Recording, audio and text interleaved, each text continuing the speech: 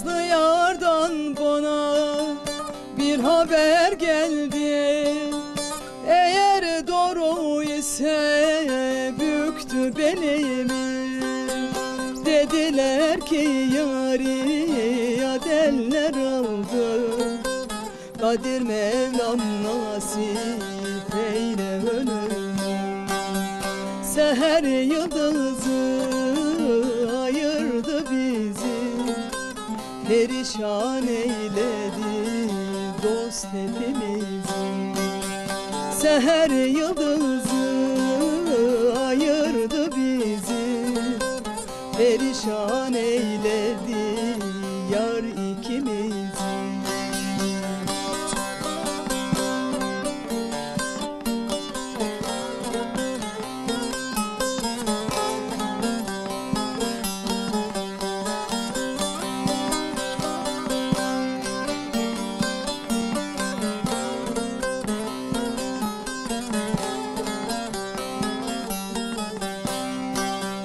Bülbüle söyleye dalına konsun.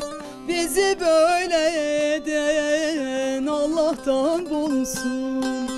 Sabreyle sevdiğim ilkbahar gelsin. Terk edeyim vatanımı yurdumu. Seher yıldızı ayırdı bizi. Perişan eyledi dost hepimizi. Seher yıldızı ayırdı bizi. Perişan eyledi yar ikimizi.